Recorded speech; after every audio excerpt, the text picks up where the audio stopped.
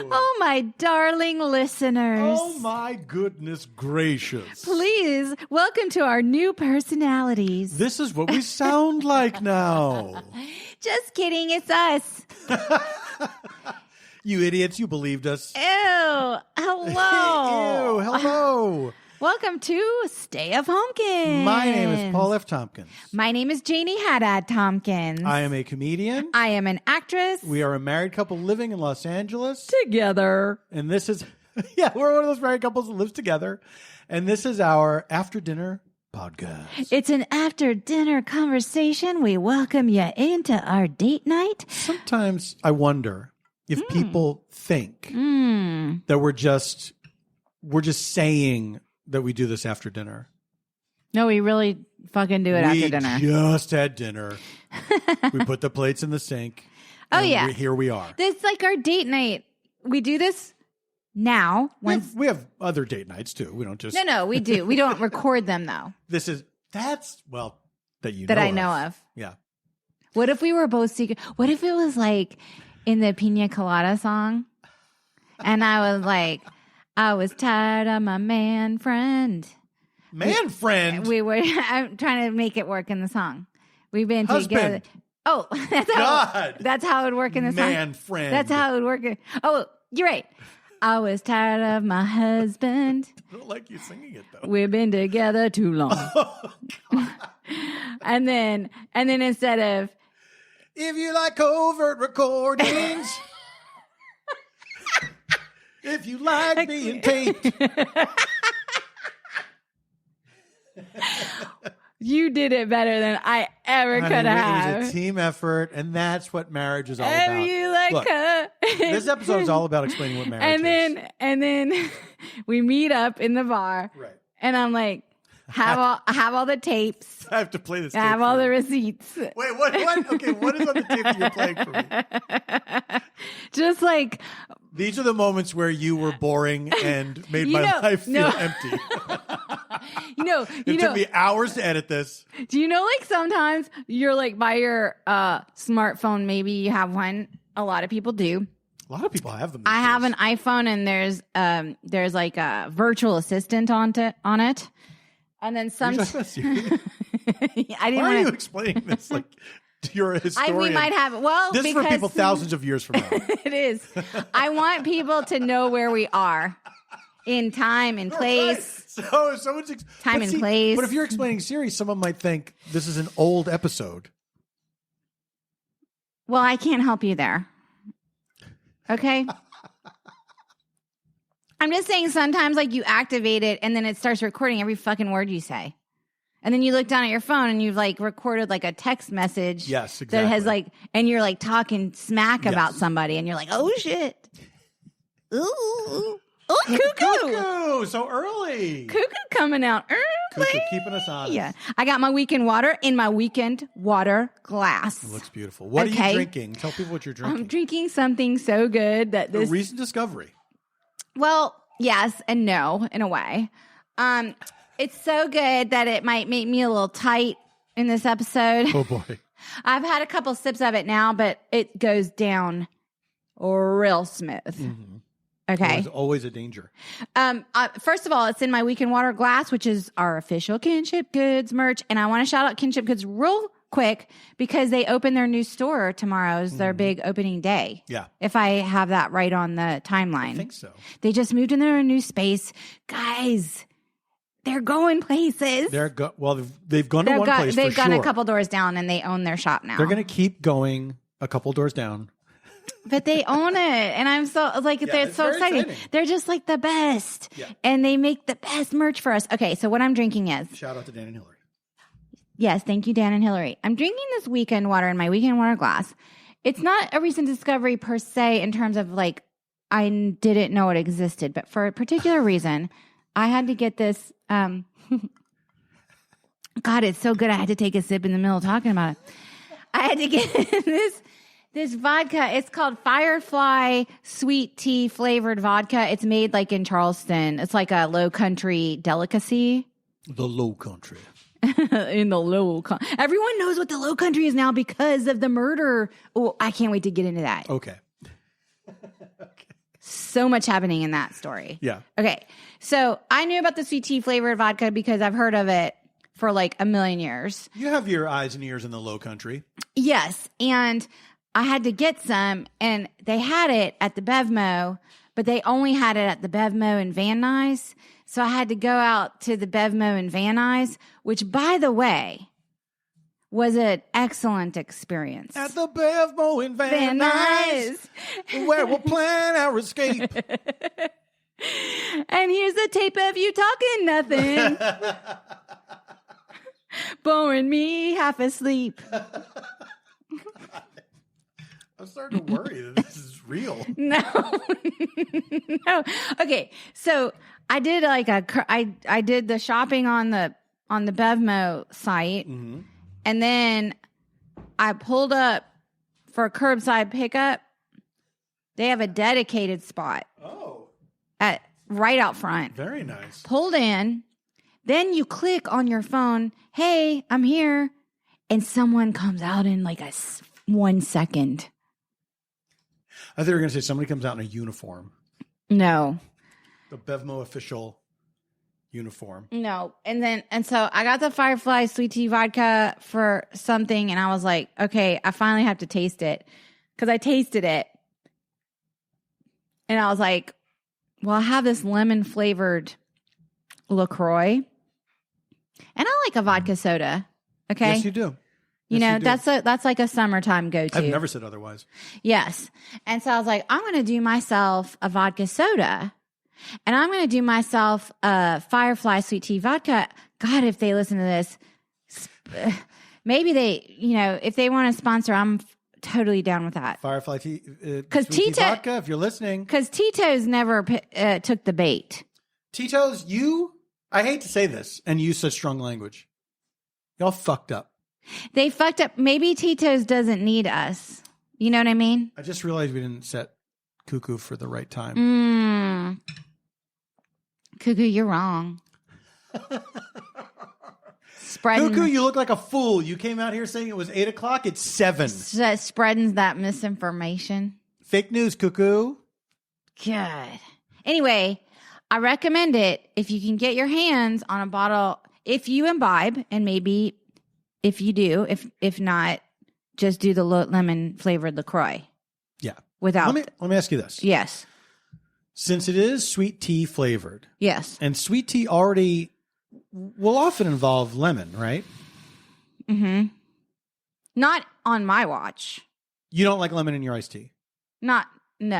Okay. I don't mind the lemon flavored LaCroix. There's a subtlety. Mm-hmm. This is a different animal altogether, what's going on in my weekend water glass. I was wondering if it made it more of an Arnold Palmer with the lemon LaCroix. No, because, I would not have I think you can mix it with lemonade, but I wouldn't because it already is sweet. Correct. So then, I would not mix it with another sweet mixer. Personally. I think this makes sense. Personally. But the lemon LaCroix is not sweet? No, LaCroix is not sweet at all. Maybe that's why I don't like it. I think that's why you don't like it. Because it's not sweet. It's just like a sparkling water with an essence, like a flavor, but it's not sweet. To me, LaCroix is like you're drinking water out of a glass that used to have something else in it. It's got the faint flavor of the last thing that was in the glass. Okay. I need a glass of sparkling water. Does somebody have a glass of passion fruit? Did you not earlier? rinse this when you had grapefruit juice earlier? Did you? Were you drinking not a rinse? glass of pamplemousse juice? Okay, interesting. Anywho, so there's been so much activity around the Low Country murder. In the murder world. Well, the murder world is all abuzz. Well, specifically in the case, yes, of course, the Murdoch Murder podcast, which we have plugged on this show before. I hope they sponsor us. Either the podcast, the Murdoch podcast, or the Murdoch family. Well, Mandy Matney. If you have any murders coming up and you want to get them out there, get the word out. Yeah. We're no, because Mandy Matney, who hosts a podcast, like my comment today, because she posted the Deadline article about developing the drama series off the podcast. Because I was like, girl, I'm going to be watching who's casting this because I was like, I'm from I grew up in the Low Country, you know, like blah, blah, blah. And she liked my comment. So. All right. So there you go. Maybe she'll bring that to the producers. When do you think it's going to end, the murder to podcast to drama series pipeline? I don't think it's going to end anytime soon because if you think about it right now, they're like, think about like movies of the week, like in the previous incarnation of television entertainment. Yes. And that was a big, like they would focus on a crime a lot sometimes, like a true crime. Sometimes. Yeah, but there weren't as many iterations of it out there, right? Maybe there'd be a book and then there'd be a TV movie. But there wouldn't like be Fatal Vision. Yeah, there wouldn't be a book and a podcast and a docuseries and then a drama, you know? I agree with that. That is also... Thank you. Yeah. Yeah. Thank you. So like, I guess I saw, cause you know, they did that, there was the book about Elizabeth Holmes' Bad Blood and it was great. I read it. It was like a page, it read like a novel, even though it was like a nonfiction book. Looks like a pump, feels like a snicker. And then they did the podcast about it. And then there was the documentary, Alex Gibney, big Alex Gibney fan. Shout out to Alex Gibney. Alex, if you're listening, love your work. Do you think he listens? Yeah. All right. And then they did the docuseries with Amanda. I've been saying I've been saying her name wrong. I read it that we've all been saying her name wrong. I thought it was Seyfried. Is it not Seyfried? I can't remember. Amanda Seyfried? Seyfried? Something like Seyfried? that? Anyway, she won the Emmy. You don't know how the right way to say it is? No, I read it and I forgot. And I was like, in my mind, I was like, oh, I've been saying it wrong. And then I kind of forgot like how I was saying it. That's like Chrissy Teigen's name is actually Chrissy Teigen. No. Yeah. But that's just too late. That ship has sailed. The Teigen. Now I'll never forget because You'll think of Joe Exotic. The Teigen King. All right. So anyway, and then I guess they were also going to do a movie starring Jennifer Lawrence that Adam McKay was going to direct. Yes. And then I read just recently that Jennifer Lawrence was like, no, I'm not doing this. Amanda Seyfried. Safe Flight Repair? Safe Flight Repair. Safe Flight Replace. She did it, and she was like the definitive Elizabeth Holmes. McKinnon was supposed to do that one. No. There was going to be two. I agree, but you're conflating them. Kate McKinnon was going to play the part that Amanda Seyfried ended up doing. That's what I was about to say. Jennifer Lawrence was going to play Elizabeth Holmes in the Adam McKay feature film. Yeah, I know. So what's the no part? Because you said Jennifer Lawrence dropped out, and then you started talking about Amanda Seyfried. So it sounded like what I'm you were saying going to is, say, you understand where I'm coming from. Not exactly. What I was saying was Jennifer Lawrence dropped out because she said Amanda Seyfried did the deed. She did it. Done. Boom. It was going to be that much later after? Because I remember these were kind of happening at the same time. They were being talked about at the same time. She came out just this past week and said, I'm no longer attached to this. I'm not doing it. Amanda Seyfried won the Emmy. She was great. Done. That's what I'm referring to. Seyfried.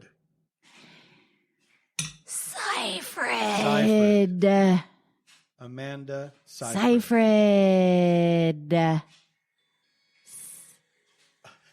Is she saying it? No, this is just a weird YouTube We are looking at how to pronounce this name, as well as how to say more interesting and related names as well. So make sure to stay tuned and consider subscribing for more learning. How do you say it? In English, it is normally pronounced as Seyfried. Seyfried. Pretty straightforward once you know. Seyfried. Seyfried. Seyfried. On how to pronounce more names. So he's sorry, dude. I'm not gonna listen to him. Because He's not her. she said Seyfried, Seyfried. like Handmaid's Tale. I'm not gonna listen to this weirdo. And more interesting names. How dare you? Also, by the by, he sounds like a robot anyway. Yeah. So, whatever. Yeah. Whatevs. I don't listen to robots where I come from. Okay, so in other news, shout out to friend of the pod, Robert. I won't say the last name, but he does work on the Bosch universe. Mm-hmm. He mentioned me to their casting department a while ago, Mm-hmm.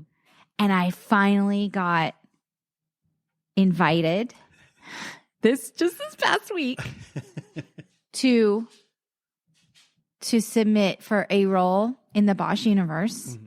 I did not book the role.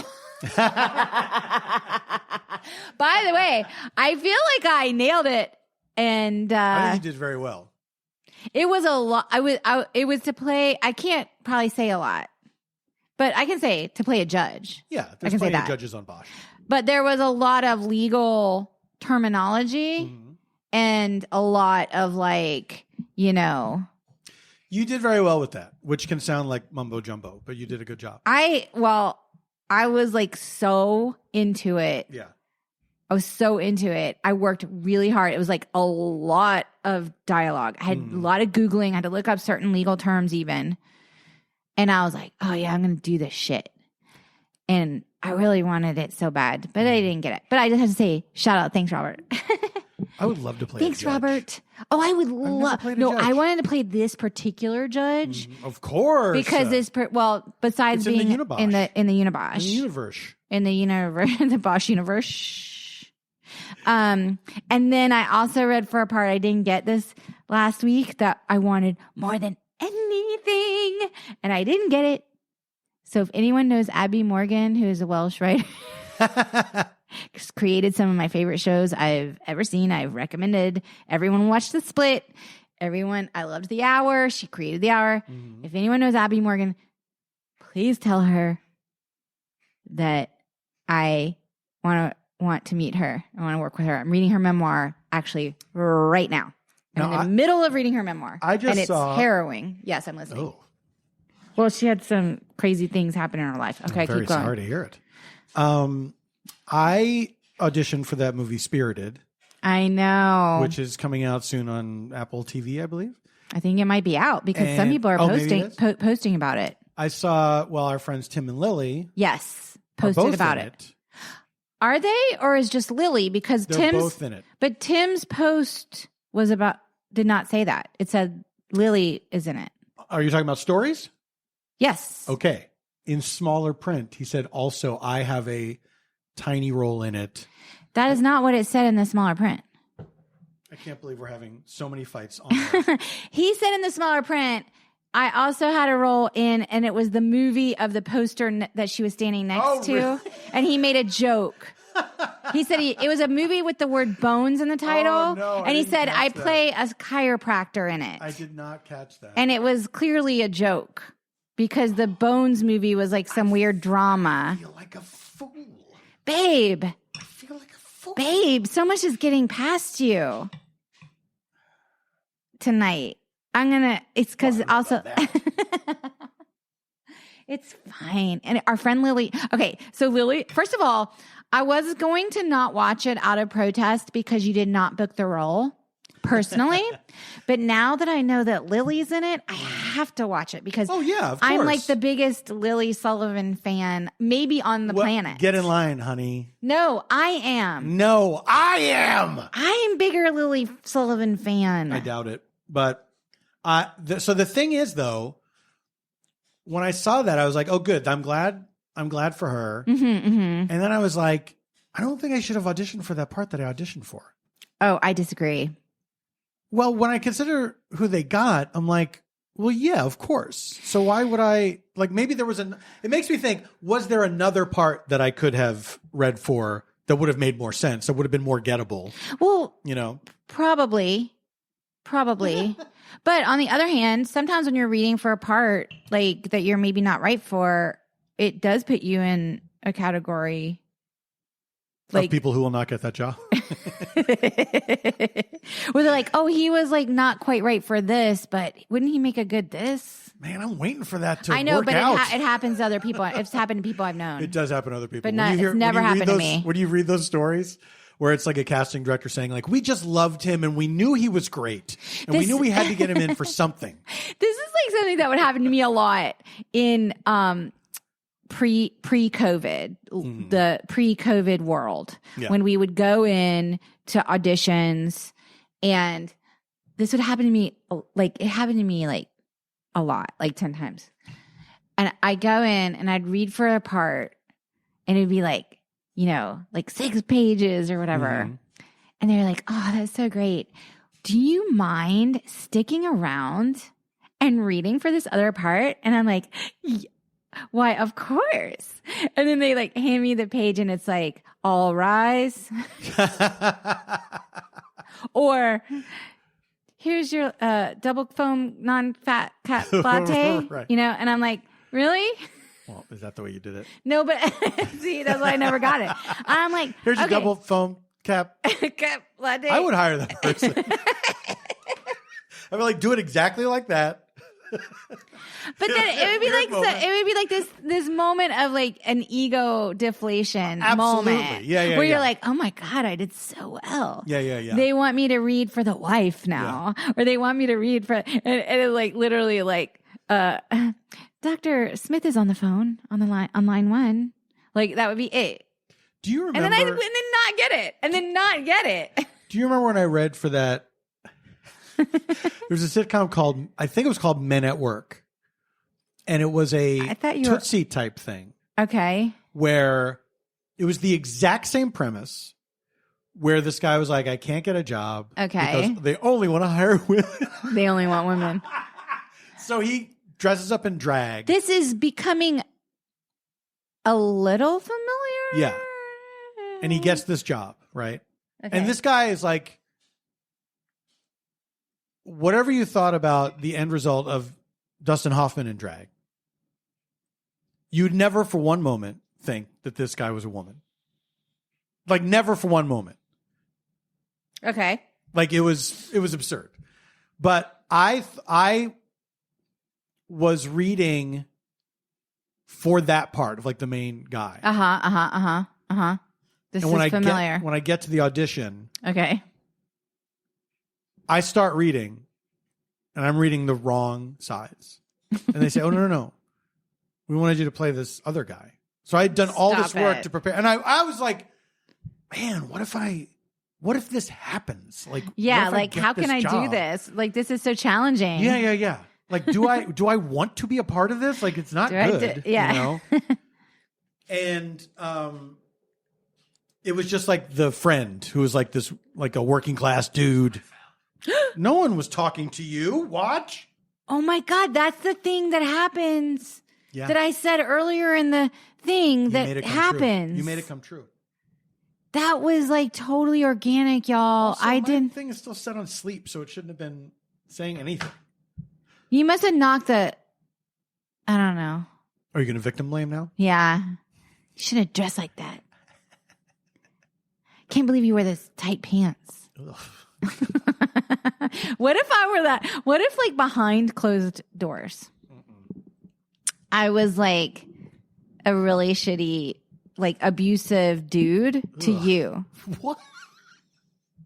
And I'm like, you're not going to fucking wear that out tonight.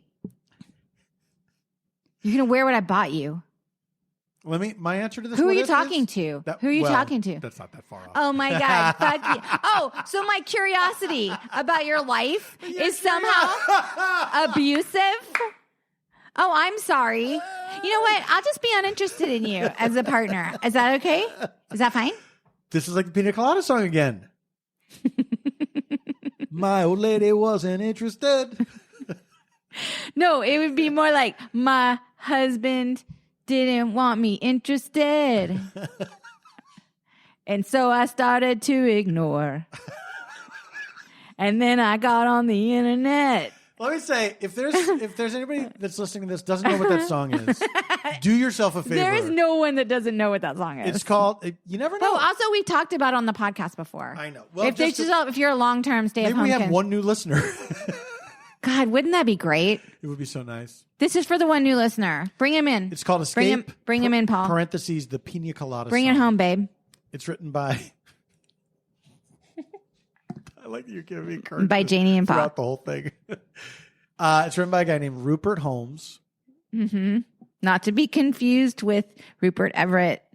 That's right. Or Rupert Grint. the famous British acting Anyone else in the Rupert verse. He was the original Rupert. It was a huge hit. It was a huge hit. Yeah. His other hit? If you listen to it, you'll know why. His other hit was Him. Yeah. Him. Which I heard in the grocery store one time and I couldn't believe it. You said that on the I think you said this on the podcast before. It impacted me deeply. And I'm sorry if I'm repeating myself. You don't have to be sorry because we have one new listener. You don't have to be sorry because the one new listener doesn't know what we've said in the past. Let's so we recap for the one new listener. Repeat anything we said. Them girls going to get some trouble snacks. Piggly Wiggly. That's part of the Stay at Homekins universe. And you can buy some merch at the Kinship Kids. We started watching The Crown. Yeah. We've been down to Crown. That's what I was going to say is like, okay, I'm not going to spoil anything if you haven't watched the 5th season. However, they introduce Mohammed and Dodi Fayed because they do figure into the story. Yes, whose story I did not really know other than he owned Harrods. That's all I knew.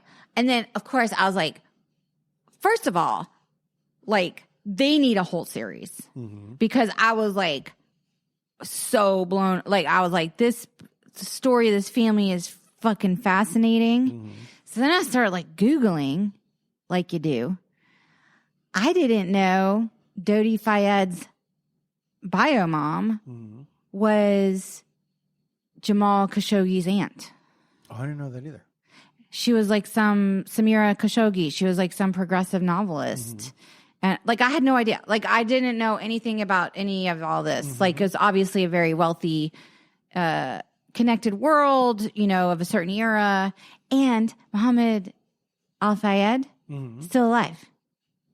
Oh, I didn't know that. He's 93. Wow. Now, let me ask you this. Yeah. What else do you want to know about Google? I can Google anything. No, this is about the show. I can Google it all. This is about... You make it sound like you just spend hours on Google every day, just Googling random things. I kind of do, though. Does everybody? The internet has made Googlers of us all. I Google things all the time. So in The Crown, in that episode. Without spoiling anything. Even though the story is.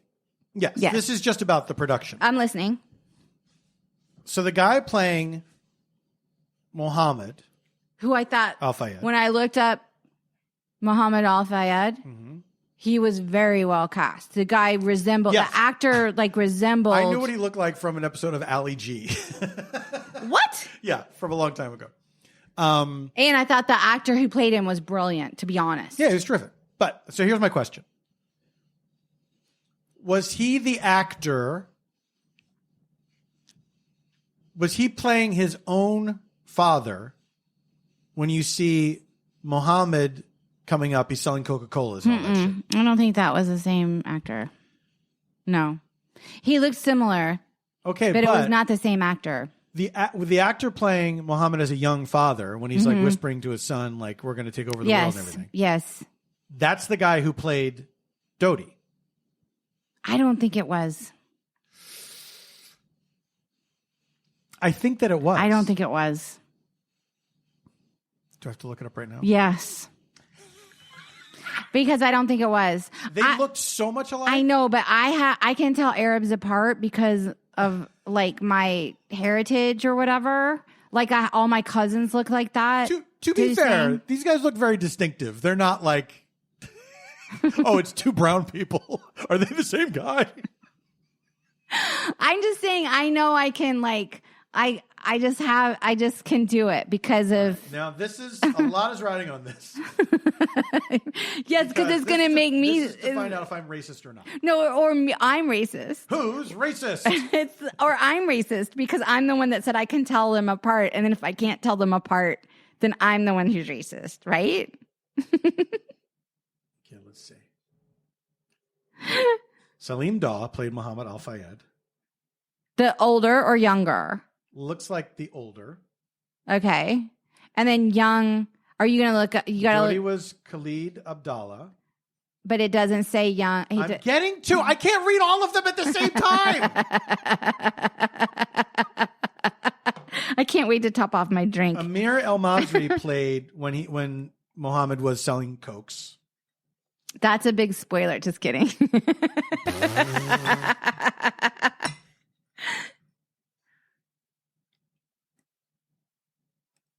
Mm-hmm. There's no list for the young. One of the characters was Adnan Khashoggi.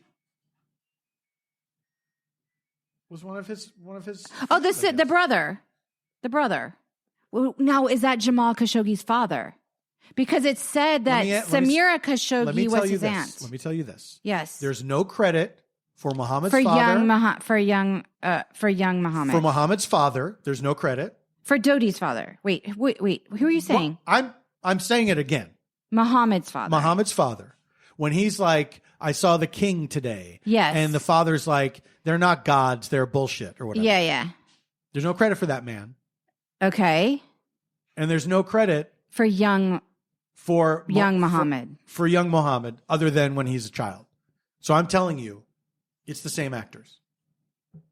They're playing their own dads. Well then go on Google and say to Google. I tell you what, we got to take a break. When we come back, we'll have all the answers. Who's racist will return after these messages. Hey, it's me, Paul, and I'm speaking on behalf of Mint Mobile. Listen to what I have to say. After years of fine print, pretend I'm like Mint Mobile as a person. After years of fine print contracts and getting ripped off by big wireless providers, if we've learned anything, it's that there's always a catch. Now I'm me again. So when I first heard that Mint Mobile offers premium wireless starting at just $15 a month, I thought, what's the catch? Because I'm suspicious by nature. Like criminals, as Batman said. I'm also superstitious. But after talking to Mint and using their service, it all made sense. There isn't one. There isn't a catch, is what I'm saying. Mint Mobile's secret sauce, if you will, is that they're the first company to sell wireless service online only. This is a revolution. They cut out the cost of retail stores and pass those sweet savings directly to you, the listener of me. For anyone who hates their phone bill, which frankly, I hate it, is everyone. Thank you. Another voice heard from. There's two of us here in this house.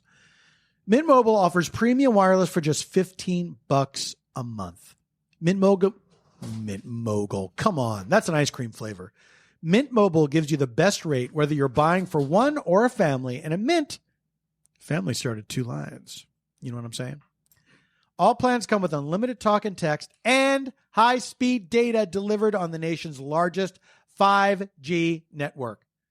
Use your own phone with any Mint Mobile plan and keep your same phone number along with all your existing contacts. Switch to Mint Mobile and get premium wireless service starting at just $15 a month. And folks, when they're talking about premium, they're not kidding. Mint Mobile service is terrific. I don't even want to mention my old provider. May they roast in hell. But Mint is so good. And I'm going to be honest with you. I love mint anyway. I love mint as an herb. I love it as an after dinner treat. I love it as an ingredient in ice cream. To get your new wireless plan for just $15 a month and get the plan shipped to your door for free, go to mintmobile.com/homekins. That's mintmobile.com/HOMEKINS. Cut your wireless bill to $15 a month at mintmobile.com/homekins. Hey, do you guys know about BetterHelp, customized online therapy that offers video, phone, and even live chat sessions with your therapist? So you don't have to see anyone on camera if you don't want to? Well, allow me to talk to you about BetterHelp, because life can be overwhelming and you might be feeling burned out because it's really difficult to live in the year of our Lord 2022. There's a lot of stimulus and anxiety and stress, and you may need someone to talk to, like I do. I talk to a therapist, and it is one of the best decisions I have ever made. I hope that being able to talk to a therapist is made accessible to everyone.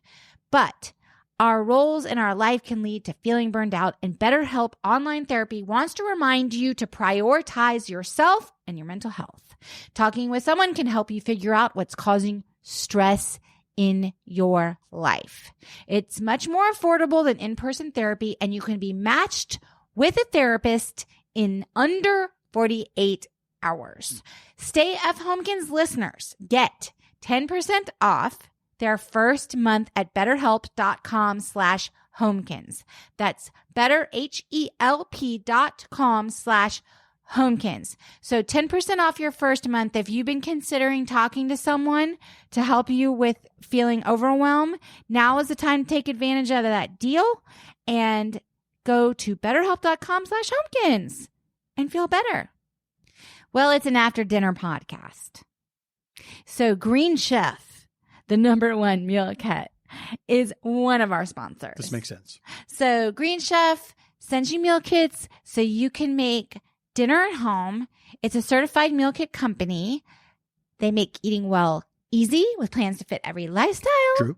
Whether you're keto, Kaylin, paleo, vegan, veg, gluten-free, or just looking to eat more balanced meals, Green Chef offers a range of receipts to suit your needs. True.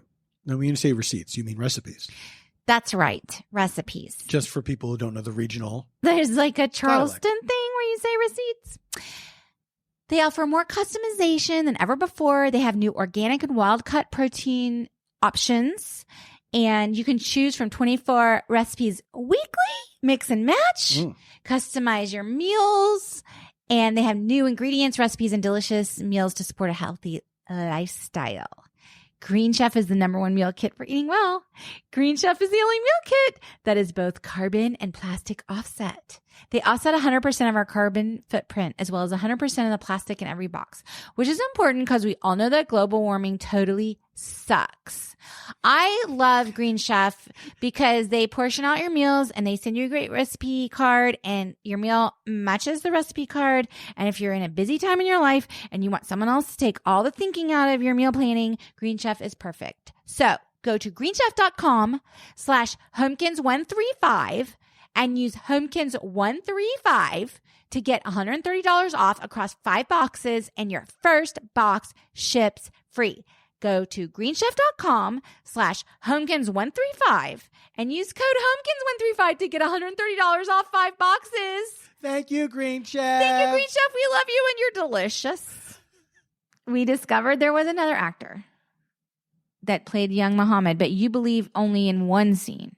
You think that... Well, not in one scene, but in one period of his life. I think it was the same actor, like playing teen versus like young 20s. No, I have to watch it again. It might be because, maybe I'm confused because in my memory, Dodie had 2 looks. He had a non-mustache look. He had a mustache look and a non-mustache look, right? Yes, Dodie did have a couple looks. And Muhammad, as a young dad, had the mustache. Yes. I mean, I see where you're coming from. The old man in the first scene looked like the dad of Muhammad with a beard on. I don't remember his facial hairstyling. I can't believe I'm being so fooled by facial hair like Clark Kent's glasses. Well, sometimes I don't. And I have a mustache. There are times I don't pay attention to facial hair.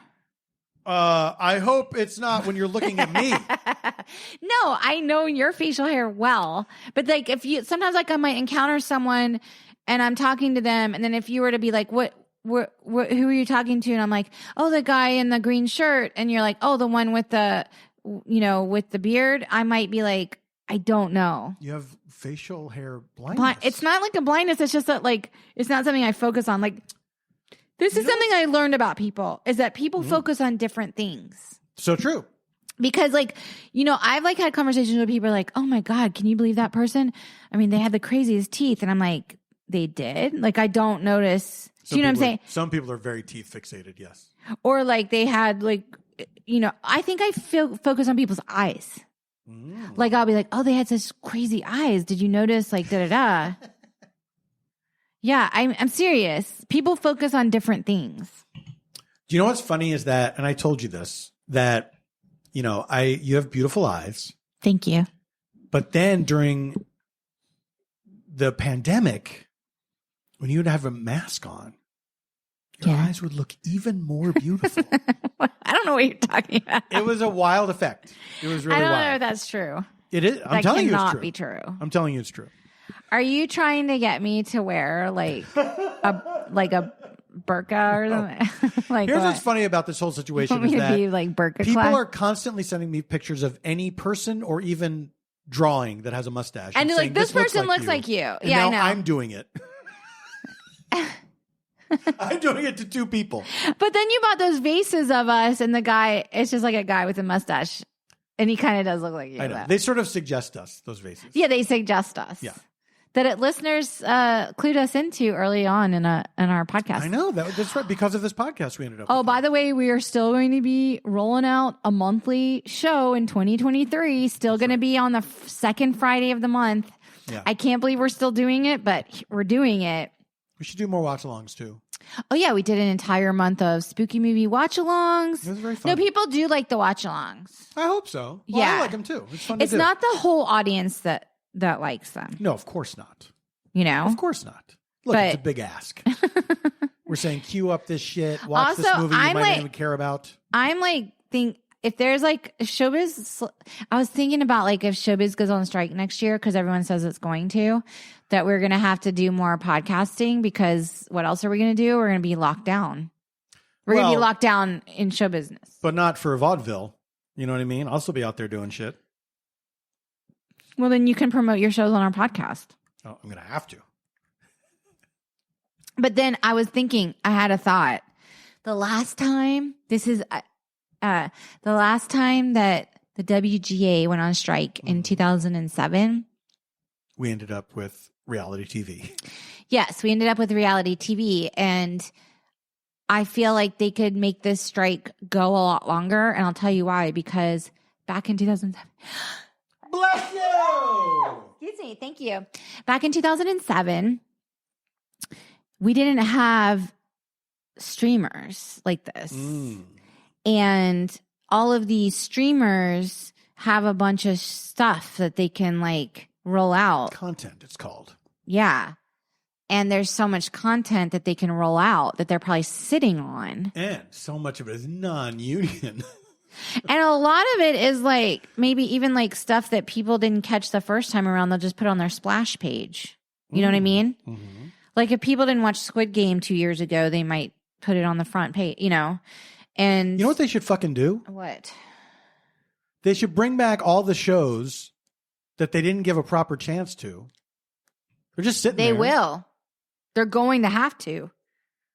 But it's going to hurt the strike, and because they're going to have so much content that they can break the backs of the creators. Yeah, I don't know though. I don't know, because as much as that's true, that there's so much stuff out there, I don't think people are necessarily going to be swayed by,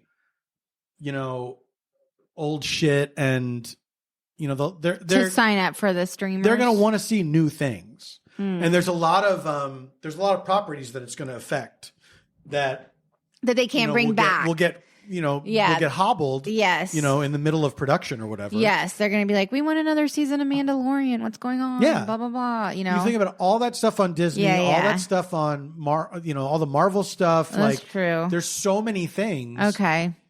And I'm sure that a lot of them are speeding up production in anticipation of the strike and all that, blah, blah, blah. But I don't know. It'll be interesting to see how a strike of writers works in the streaming world. I agree. I don't necessarily think that the studios have all the power. I don't know. We'll see. I don't know either. Anyway. Let me say real quick, speaking of vaudeville. Yo. I'm going to be doing shows at the Bell House in Brooklyn next week. Friday the 18th, Saturday the 19th. I'm going to be doing my variety show of November of 2022. Well, look, if you're listening to this after that, 6 months from now. Yeah. I just want to let people know. Because I don't think those dates are going to line up with those days of the week again for a while. What if it's 4 years from now, 5 years from now? It might. Oh, I'm not going to be alive. Stop. Don't say that. I'm just kidding. I'm kidding. Oh my gosh. I'm just making a joke about being elderly. You get mad at me when I say stuff like that, and then you can say it with impunity. That's not fair. You say stuff. You're different. Yours is different because I'm obsessed with death. You're not necessarily making a joke like I won't be alive. You're like, I don't want to live that long. No way. I'm not going to let it happen. Because I value quality of life. Well, sure, of course. I'm saying this on the record. Guys, pull the plug on me, please. Now you're on mic right now. You're willing to say on mic you value quality of life? Yes. Okay. All right. Remember that. Yes. This doesn't come back to haunt you. But I will say this. I think I have a lot of resilience in me, so I could weather some people setbacks. Live longer than they used to. I can weather some setbacks. Yeah. And it's not like it used to be. You know what I mean? You know what I was thinking today about? We don't know, though. We've all had COVID. Tell me what you were thinking about. I was thinking today about neighbors that I used to have when I was growing up. They were called the Tippings. This sounds fake. It was real. I can't remember her first name. His first name was Joe. And they were the oldest people I can remember experiencing when I was a kid. Okay. And they were not like, you know how you think of people as old and then your memory, you're like, oh, they were probably 40. They were old. Yeah. Right. Right. Like if you were to go back, they'd be like, no, they were literally 87 or whatever. Like Mr. Tipping, he died first, and he was the first person I ever saw that had those arm crutches, like with the that go on your forearm. Yeah. And I don't remember what he had, or if it was just his advanced age or what. And then Mrs. Tipping lived for a long while after him. And I think she moved away. I don't think she died in that house. I think she moved away. Wow. But yeah, I was thinking about that of just like seeing people, like being little and seeing people that old. Right. And that you just can't wrap your mind around it. No, you can't. Because it is sort of like everybody past a certain age is just in a melange of old. Yes. Yeah. Because I can remember going to grade school and seeing the 8th graders and thinking they look like adults. Totally. Yeah. Totally. How wild that was. Yeah.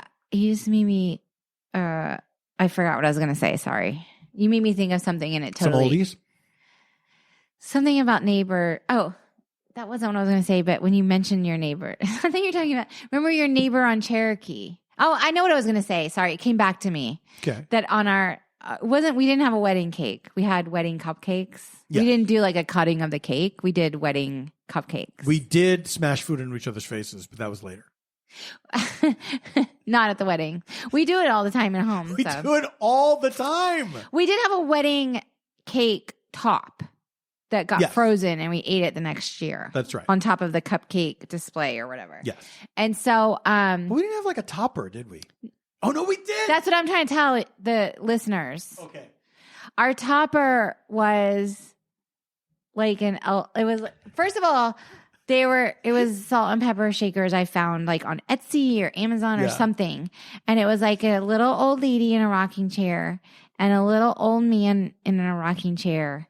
And they were like kissing each other from the rocking chair. Like leaning in to kiss each other. Yeah. It was very adorable. And they were magnetized. But I still have them. They're around here somewhere. They're around here somewhere. But they used to live on that shelf. They used to live on that shelf. And then we made a change. But they're in the garage somewhere. Yeah. But they were magnetized at the lips. But I think people got a kick out of our topper being like old. Because we were not kids when we got married. To me, that wasn't the reference. What was the reference for you? That like we were agreeing to grow old together. Oh, to me, it was definitely that we were old. It was? I did not read it that way. To me, it was like this, like sweet, like this is our future. But then our friend, this is our future. Our friend Krista cried when she saw it. She did? I don't remember that. You told me that. I did? Yeah. I forgot it. Yeah. She was very touched by that. She was? Yeah. That's so, that tracks. Poor Krista's home with COVID right now. Krista, I hope you feel better soon. I know it's serious. It sucks because I was supposed to have brunch with her on Sunday and now she can't come. How many brunches has COVID ruined? That's what Samantha told me today. She was like, are we ever going to get to see each other all at once ever again? Oh, that's sad. Because we planned this thing on Sunday and it's outdoors. And then Krista got it from Aaron who got it outdoors. He got it outdoors. Well, that's his story. No, he did. He said he went to a networking. He said. Other people. You see what I'm saying? I mean, Aaron Ginsberg does lie a lot. He loves to lie. He like if you were listening to his first and last name. I don't care because he lies. He lies for fun. He lies and he knows he lies. He like enjoys it. He cheerfully admits that he lies. I basically don't listen to, like, I don't believe half of the things that he says. That's why I took that Polaroid of him. And then on it, I said, this is Aaron. Do not believe his lies. You know what that's from? Is that ringing a bell? No. Memento. Did you ever see Memento? Yes, I saw it, like in the theater. He took a picture of someone Joey and Pants. said, do not believe his lies. This is Teddy, do not believe his lies. Stop. That is so funny. That was an interest. I wonder if that would hold up if I watched it now. That's okay, because I don't like to dress in Halloween costumes because I find them uncomfortable and I have sensory issues. But if I had next year, I'm just gonna have a Polaroid of myself that says, "This is Janie. Do not believe her lies," in my pocket, and then when people will be like, "Oh, what are you for Halloween?" I'm just going to hand them the Polaroid. Okay, so who are you then? I'm the person in Memento who lies that you can't believe. But he had the Polaroid himself? No, but here's the thing. Every day he hands the Memento guy the Polaroid. It's like, hey, I'm Teddy, just so you know. I'm going to say I don't know who. No, here's what's going to. Okay, do it with me. Okay. I'm dressed normal, and we're at a Halloween party, and you're like, nice costume, I guess. Who are you supposed to be? Here, and I reach in my pocket and pull this out and hand it to you. Okay, it's a Polaroid of you. This is Janie. Do not believe her lies. I just found this. I don't know what it means. You know what? I'm on board. Give it back because someone else is going to add. We were going to go to a Halloween party that was a costumes encouraged party. Yes. That we had to bail out of because of the World Series. Which dodged that bullet. But you were gonna do like Rhoda, right? As like a comfortable costume. No. We were trying to think of like ideas for something. What made you think of Rhoda? I swear to God that came up. Are you sure like that wasn't like Lauren Lapkus or somebody? No. Maybe it was a thing that I thought for you that I didn't tell you. That has got to be what it was. Yeah. Yeah, because I can't wear uncomfortable things. Yeah. Like I have a problem. I may have told the story in the podcast before about the night I was hired to walk around a rich person's party in those Fellini masks from 8.5. And it gave me a migraine. I don't know if you've told me that story. Oh, really? I don't think I've ever heard this. Well, okay, guys. First of all, like, okay, like my earlier years as an actor, I took so many, like rent jobs. Do you know what I mean? Like jobs. Of course I do. Day jobs. Yes. I don't know what the word is to say. Like I've done like anything to pay the bills. I don't, it's like insane, like how many jobs I've worked in my life. Like if I sat down and wrote them all down, it would be hilarious. But when I was in grad school, I worked for like this company that was like, you know, like you cater and you go to people. I kind of really liked it because it was different every time, you know, like, and I was exposed to some weird ass shit because I was in grad school in Dallas and I'm not from Texas. And so Texas was very mysterious to me and different and like another planet. Right. Like it was like another fucking planet. Okay. It remains that way to this day. And I lived there for 3 years. And so I was like supplementing my income and I would go to people's homes and like there's so much like new money there. Yeah. It's weird. But I love just like silently observing it all. And I just remember one time I worked this convention. This is not the main story. Where it was like this motivational speaker, and I'm not unconvinced it wasn't like a cult because they were like selling like books and like MLM? Yes, like I was selling, and I was like hired to sell the books and the tapes and everything. Like you had to be at the merch table? Yes, oh. In black pants and a white collared shirt, you know, like that kind of thing. And but one night, I guess they had approached the theater department because they needed atmosphere for this party where it was in some insane, like, expensive hotel in Dallas ballroom party where we dressed in these, like, robes and they had ordered it was, like, the original masks that were made for Fellini's 8.5. And we had to wear them around and, like, walk arm in arm and, like, nod and, like, be, like do mask of like mime work or whatever. Like, I didn't know that I was probably, like, in attendance of, like, the Illuminati. You know what I'm saying? Like, cause I was, you know, young and I didn't know things and Texas was so weird to me. Yeah. Oh my God, it's a double cuckoo. It's the wrong time, but whatever. Wrong time, cuckoo. Shut up. Cuckoo, shut the fuck up. You should be fucking ashamed of yourself. I'm embarrassed for you, You should be fucking ashamed of yourself. You don't know what's going on. You're holding your ass from your elbow. So anyway, we were walking around this party, like, and it was like, you think it would be the easiest job on the planet. Yeah. But one too many. The mask fit around the crown of my head, over my face, and it was too small for my head. What did it look like, the mask?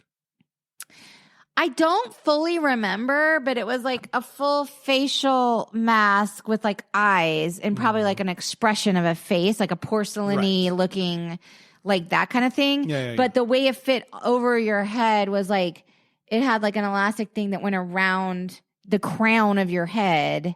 So like the elastic at the top, like at the top, yes, on both, like an elastic band on both sides, both sides, right? Okay, all around, like it was like standard mask, like little kids' masks on Halloween, essentially.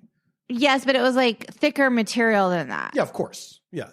Yes. But that principle of that's how you wore it on your face. Yeah, like it was like say like it would be like if you were wearing like a baseball cap that was like 8 sizes too small that fit like tightly around the crown of your head. But was it? It was elastic, but it was just too tight. I don't know if it was elastic. It might not have been elastic. It might have actually been like ribbon material. Yeah. And some kind of fucked you and they tied it too tight. No, it wasn't tied. It was like it fit over your head and face, but it was just like really snug because it was too small for my head. Okay, you're saying head and face. So is it that it was too small for your face, or was there not enough give in the material that was fastening it to your face? There was not enough give in the material that was fastening it around my head. Okay, again, shut the fuck up. So, like, after, like, 5... Fasteners Made Easy, it was trying to tell me about. But after, like, 5 hours in this thing, like, I developed a migraine. Yeah, of course. Yeah. And my vision was obstructed, and and I was sweating under my face was like sweating underneath. Sure, of course. And my breathing was a little bit obstructed because it wasn't fully like perfectly fit for my head and face. Yeah. You know what I'm saying? Yeah. And but like I knew I was getting like $100 cash by the end of the night. You know what I'm saying? Like to I just walk around. How bad to could it just be? fucking walk around. And I'm muttering to my quote unquote scene partner like the whole night, like Right. under like what the fuck, like can we, this is a fucking nightmare, like oh my god, and so that I can't remember what started that story. You've never told me that story. That I don't like to be this is my point. The Right. thing, I don't like to be uncomfortable. I once played a mummy for a sketch on a TV show. It was like when I was just starting out Mr. Show in LA. It was not Mr. Show. Okay. This Do you remember was- the show? This was like sort of concurrent with Mr. Show. It was, I think it was before I got hired for Mr. Show. Okay. It was a show called The Stephanie Miller Show. It was a late night show. It did I not don't know last long. Stephanie Miller. Do No, you? she was a radio person, and then they gave her this TV show, and then it didn't work, and she went back to radio. Okay. But in the sketch, I was playing the mummy, and they rented a costume, from a costume house, but it had like a, so it was like a, raggy bandages, like sort of jumpsuit that you just zipped up in the back, Okay. and for the head, it was like a headpiece, like a molded headpiece with the bandages in the front and everything. And that thing was way too Like small. went all over your head. Like you put it over Yeah, you the put head. it on like a helmet, Yes. And it was way too small.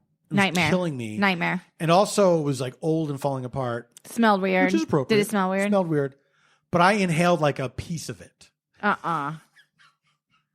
I my inhaled God. a piece of the mummy costume. By the way, that sounds dangerous. Like you could have been choking and you wouldn't have been able to tell anyone that you were choking. Yeah. And I felt it for, I want to say like a good solid week. Really? Yeah. I think I got a piece of mummy in my lung. That's fucking crazy. Do you think it's still in there? No, You still have a little bit of a smoker's cough. It was probably just Now. that's from smoking. What if it was that? I think it was just psychosomatic, that the experience was bad because I was like choking. Really? Did Yeah. you know that? Okay, because I'm like always like a little nervous about choking to death alone.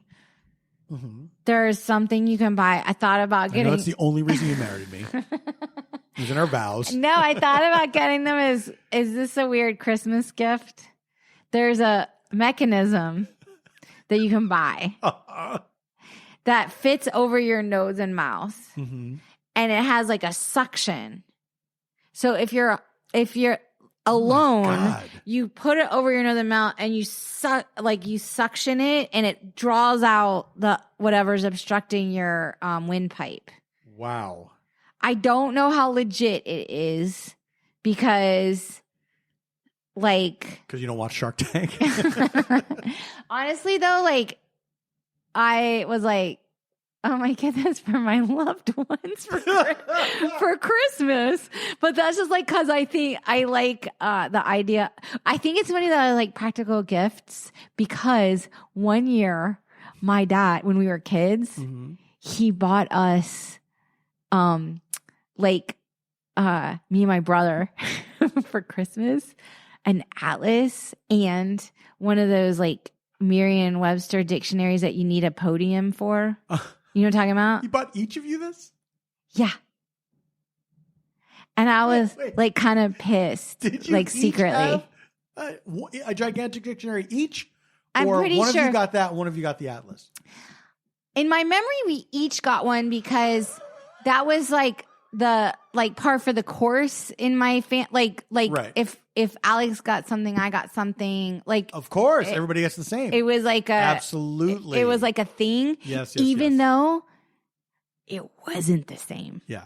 Because he got to do whatever the fuck he wanted. This is post-divorce, right? Whenever. Yes. Yeah. Well, my parents divorced when I was 8. Yeah.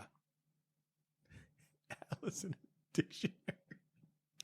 Yeah, he was like so proud of it too. I think like in my mind I was like, oh, really? I remember my mom used to get us. We used to get practical things like we would get a pajama set. Sure, you get a pajama set or sweater, brush and comb, or like sweater. That kind of thing. Yeah. And when, like, obviously, when you're a kid, you're like, whatever. I just want the toys. Yes.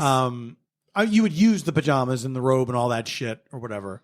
When I think about it now, I think it's so sweet because I can picture them in my mind. I know and how adorable they were. I like to give practical gifts. I got my agents one year a radio that you can crank. Oh, like yeah, if there's like that. I was like so excited. Yeah. Because I was like, oh my God, if there's like an earthquake and they need to I thought that was like such a great gift from my agents. They probably were like, cool, Janie, thanks. Like, cool, like everyone else got us chocolates or booze, you know, or whatever. I'm like, no, I don't want you to be alone in the earthquake and not be like, whatever. I don't know. Anyway, what else? There's a big election. Well, hold on a second. Let me talk about the World Series a little bit. Really? Because I feel sad about it. Well, it was disappointing. The Phillies did not. I'm a Phillies fan. It's disappointing that the Phillies did not win. But I do have to say, it was so much fun. So much fun. It was so much fun to have that team in the postseason. That you're rooting for. You know, to watch those games. In the series. It was really exciting. Plus that one game where they hit all those home runs, that was like so wild. It was so good. Yeah. And I think they're going to be a really good team next year, and they have a good manager, and, you know, I'm excited to see what the new season is. But it was because I got back into baseball in 2017, and it was, you know, there's a handful of the same guys that are still on the team from back then. Okay. There's a lot of new great guys as well. But that year, 2017, was the year that the Astros won against the Dodgers. I remember that year. Team. I remember that year. Yeah. And then that was later. It came out cheated. that they were cheating. Hasn't been proven, but also like Altuve I don't like his attitude. I know they're all. Anyway, I don't want to get too and far Verlander, into it I know, how did he get a supermodel? I don't want to get too far you're into allowed to talk smack about your rival team. I know, but it's over and it's like sour grapes now, and you know. But I really, it was very exciting to me in a karmic way of like, if the Astros are defeated by my hometown team, who are the underdogs in this, I always root for the underdog. Yeah, it's in the song. Oh no, you're supposed to root for the home team in the song. Well, root for the home. Is that the song you're talking about? Wait, I thought there was something about the underdog in that song. There's a song called The Underdog. No, in that song, I thought they mentioned the underdog. They don't. They don't even mention hot dogs in that song. Isn't that weird? Wait, I thought you were always supposed to root for the underdog. No, you're supposed to root for the home team. If they don't win, it's a shame. Okay, but outside of that, I thought you were always supposed to root for the underdog. In life, I think that's the way it should be. Sure. I fucking love an underdog story. I mean, personally. Exactly. How about Rudy, a true underdog story? Oh my God. Okay. I'm not the biggest sports movie person. Mm-hmm. Rudy is a masterpiece. What? Masterpiece. Rudy is, for me, it's the benchmark. Wow. I think. Wow. Name another sports movie that Rudy to me is like, it's for everybody. Mm-hmm. It's a lesson for everybody. Right? Why are you not reacting the way I want you to be reacting about it's Rudy? nice that he was given that chance. That's not the point of the movie. The point of the movie is that he didn't give up on himself. I know, but he didn't give up on himself until the team was doing so well. They're like, let's fucking throw Rudy in there. But his dream. We're doing so great. Why not give this loser a chance? Really? This is from what I remember. I haven't seen Rudy in a long time. I mean, you're right in a sort of a way. Mm-hmm. You're right in sort of a way. Mm-hmm. But like his dream was to be on the team. It wasn't about this, that, or the other. I know. I understand. I know. Yes, I get it. Like he gave himself this goal. Rudy has a lot of great emotional moments. I'm not taking anything away from Rudy. I mean, I kind of. Are you? Not. My favorites are. Favorites? Yeah. Okay. The Natural and 8 Men Out. I've never seen 8 Men Out. Oh, we should watch it together. We should do a watch along. We'll do a watch along. Now you're reminding me of baseball movies. I do like Bull Durham. Bull Durham's fun. It's sexy. It's sexy, right? It is sexy. I watched it a few years ago. It didn't hold up as well as I wanted it to. No, it was still good. It was still fun. Kevin Costner and Susan Sarandon had very fun chemistry in that movie. Yeah. That's a thing that you don't see so much anymore. Yeah. Tim Robbins is really funny in it. Yeah. Very funny. There's the a lot young girl, yeah. we didn't see her in much. I honestly can't picture her right now. Very cute. I like her part in it. That would be the part. Did we watch that together recently? No, I haven't seen it in a long time. Okay. I haven't seen it in so long. And in my memory, like the monologue is like epic. And I think I saw a clip of it recently. And I'm like, it's really like 3 lines. It's 3 lines that he barely 3 lines. puts any energy into. Yeah. And I feel like Field of Dreams is kind of overrated. Oh, I can get behind that. Yeah. Wait, but you don't have any other like sports movies any other sports movies? Those are the big ones for me. Like football movies, I don't really care that much about. Basketball movies, there's not that many of. Hoosiers I've never seen. What? But that was based on a play. Is it really a sports movie? It's based on a play. Yeah. No. Wasn't it? I believe so. No way. I can't believe we're going to Google so much in this episode. But this is to save the listener the problem. I don't think it was based on a play. I think it was based on a real story. It was like based on a true story. Don't you think? I don't know.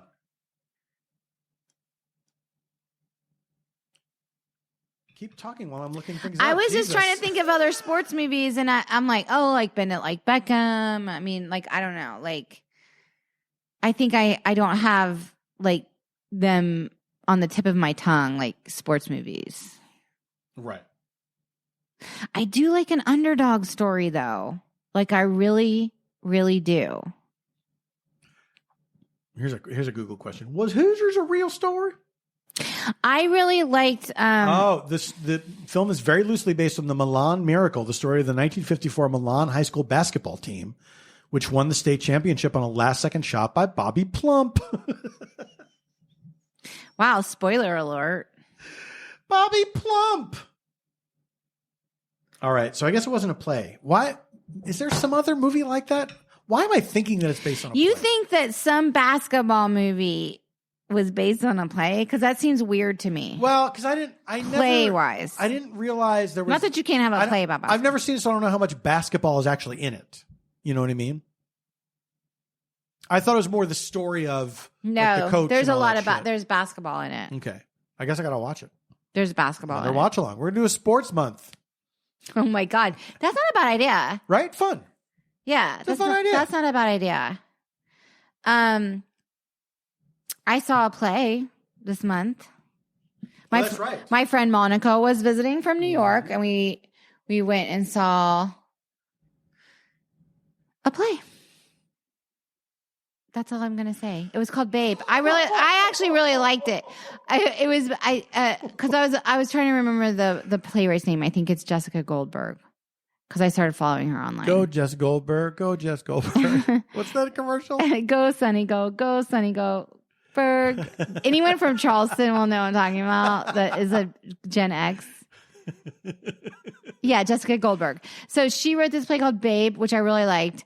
And she also created that show, The Path, on Hulu. Oh, yeah. She's a very talented writer. Anyway, I really liked the play. It was a 3-hander. It was about like the music industry, but it was about different generations, like a boomer, a Gen X, and like a millennial kind of clashing in the workplace. Mm-hmm. And I thought it was great. Well, I was going to say that was all I was going to say because I sent Catherine and Mike to it and they liked it, but they had a different reaction to it than me. And I saw it with a bigger audience on like a Saturday night. And they saw like a matinee. And then I ended up meeting them after. But then we really got into the nitty gritty of the play and like our reactions to it. And it was really fun. It's so tough when the crowd is when it's not a full crowd for something. As a performer, you have to really work to not let it affect you. Oh, yeah. Let me tell you something, folks. Wait, I did Edinburgh. I know. And we I did Melbourne Comedy Festival. But you had bigger audiences than our play I had an audience had. of 6 people who never laughed. But also you were a one-man show. Yeah. A comedy show. And our cast outnumbered our audience frequently. Yeah. But you also didn't have to be on stage the entire time. And we had one another. I guess you're right. It's different. It's different. I could see this guy like in the blue light of the stage, sitting right up front. He was like a middle-aged guy, probably closer to 60. Bald head, like silver hair on the sides, silver mustache and little beard. He like seared glasses, you're saying this man seared into your memory. Folded arms, looking at me. Did he not like your comedy? No, none of those 6 people did. So you had to do the full hour set. I did the full hour. And no one liked your set. No. And there was the one show that I sat on a stool for. I walked out and I saw how many people were there. And the stool was just there for like someone else. Put a bottle of water on. Yeah, okay. And so I sat on the stool and I like changed my delivery, made it completely like conversational. I mean, when you were like, if you come out and you see 6 people like that, are you just tempted to be like, hey guys, okay, I'm going to just do crowd work and get to know you? Honestly, I don't think it even occurred to me because I think in my mind, I was like, you only have this amount of time. There's another show that's coming in later. They have to like get ready for that. Like I was the second show on a 2-person bill. Okay. Yeah, I remember that. I remember. It was very fixed. And also because, the first person? You're doing it day after day after day. Yes. You know what I mean? Yes. And you get into a muscle memory of it where it's like, I do this for this amount of time and then I walk off the stage. This is why I do theater though and not comedy because like I always liken it basketball versus tennis. Mm-hmm. Like I'm so much more of a basketball person than tennis. Like I could not be out there alone dealing. Theater is like my thing. Like put me in an ensemble. I can be such a team player. Like I can get us through. Well, this is why it's taken me so long to get back into stand-up is because it's so much fun to work with other people. Oh, okay. Yeah. You're like discovering that. You're discovering that sort of joy of like when stand-up works, it's so much fun. Of course. And you're like so good at it. But working with other people is like, it's just like, it's a treat, it's, I don't know. Anyway, but look. Well, but it's also, it's not just a treat. It's, you're failing with it. You're failing or succeeding with other people and it feels less dramatic. Do you know what else? Do you know what I mean? Exactly. Because you can go like out for pizza afterwards together and be like, yes, oh my God, that was such a shared slog, and like you bond. But there's also with improv, there's also you're being surprised every time. You don't know what the other person is going to say. And it keeps you on your feet because there is no script and you have to be present. Right. Which is really exhilarating. Anyway. Speaking of stand-up and getting back into stand-up, I do stand-up on my variety show, which is happening November. The 18th and 19th of November, next week. In New York, at the Bell House. At the Bell House, my favorite venue, and it's going to be great. We have fantastic guests. You still have tickets available? There's still tickets available. Like the early shows we're just about sold out. There's plenty of tickets left for the late shows. Why is that the case that the earlies sell out before the lates? I don't know. Maybe my audience is getting older. I wonder because I like to go to early shows, but I would think if you're like on a date or something, you'd be like, oh, let's go to dinner and a show. Mm-hmm. And you could go to dinner at like 7:30 and then my show is very horny. right? So it's a great late night thing to do. Yeah, Late show's not that late. It's not like it get starts at your midnight. date all worked up. When is your late show? Okay, so let's drill down. Just be a little. Let's drill down and get the fucking facts straight. Can we be a little more granular? So Friday and Saturday of next week. That's in 7 days from tonight. That's right. 7:30 and 10 p.m. 7:30 at 10 p.m. at Bell House in Brooklyn. 2 shows Friday, 2 shows Saturday. The nights will be different from each other. Different material each night. The Friday night show is different than the Saturday night show. So if you're a real fucking diehard fan, completely different guests you're and gonna material. Fucking buy a ticket for the Friday night show, and then you're gonna buy a fucking ticket for the Saturday night show, and you're gonna see both fucking shows, and you're gonna be like, I saw both fucking Varietopia shows at Bell House because I'm a diehard Paul Tompkins fan. That's you. So please come to that. Tickets are available at pauloftompkins.com. pauloftompkins.com/live. Or you can go That's to Bell House's website. pauloftompkins/live. Promo code nothing. There's no promo code. Nothing to promo except my shows. pauloftompkins.com/live. /live. And do you have any recommendations as we close it out? Oh my God, it's been so long. Did I talk about reading I'm Glad My Mom Died? I think I did. Yes. Oh my God, I have a record. What are you reading now? Anything that you're enjoying? I told you I'm reading Abby Morgan's memoir, who I auditioned for last week and haven't heard anything about. Yelling at me? She created The Hour. She created The Split, one of my favorite shows of all time. Her memoir is very harrowing. I understand. Sent in my audition, and I haven't heard nothing but crickets, and I don't understand because Abby Morgan, if you're listening, I'm one of your biggest fans. I would like to promote, if you have nothing more, Your Honor. No, you go, and then I'll think of something. First of all, I want to say congratulations to our friends Kulap and Suchin Pak, Kulap Vlastak and Suchin Pak, on reaching 100 episodes of their show, Add to Cart. Yay, Kulap and Suchin. I love Kulap and Suchin. And I want to promote our friend Mike Castle has a podcast with his friend Joey Greer. Okay. Called You Know What I Would Do. Where they take situations and then they say how they would approach the situation. And it's really just about them and their friendship and their dynamic. Which Adorable. Is very funny. So there you go. And that's available where you get your podcasts, I suppose. So you're just promoting podcasts tonight. No, that's all I got. No books, no that's plays. all I have for now. I did promote the play, I guess. I promoted that. Mm-hmm. I am if you haven't gotten into the Murdoch Family Murders podcast that Mandy Matney hosts, start reading up on the case, because one of the first court cases of the wild crimes around all of this has started against Russell Lafitte, the banker. Russell Lafitte. Oh my God, Paul, you have no idea.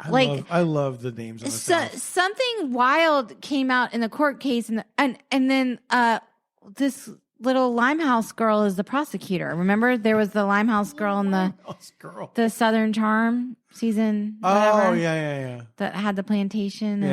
Yeah. I'm like, they're related because all of the witnesses are related to the plaintiff. Or, I don't understand. Whatever. So it was crazy. But apparently, what came out in the trial just this week, if you're following that, is that Alec Murdoch, who is standing trial for the double homicide of his wife and son, and is also on trial for all of the defrauding that he did, was confronted about the defrauding the day of the murders. So that was a big, shocking thing. And the witness went on the stand. Anyway. So I'm going to say it's a bombshell. Anyway, check it out. That's my recommendation, is to start following it, because the murder trial begins in January. And I think he did it. It seems very, very likely that he did. But the question is, did he act alone? Because 2 different guns were used. Well, we all act alone at some point. 2 different guns that belong to the family were used. Oh, family guns. You're so like disconnected. You have no idea what I'm talking about. Like you don't know. I have a little idea what you're talking about. I don't think you do because I don't think you understand like how crazy far-reaching. I have not consumed. Oh wait, you did walk in and out of the CNN special. I have not. I'm familiar with the broad strokes of this case. I have not consumed as much as you have, but I am aware of it and I know what it is. And the HBO Max just had a docuseries about it called Low Wait Country for the drama. And now there's gonna be drama, which I think I should be in. Of course, and we've come full circle. All right, guys, we gotta go. That was my recommendation. This is our longest episode in a while. We hope you enjoy it. We only once a month.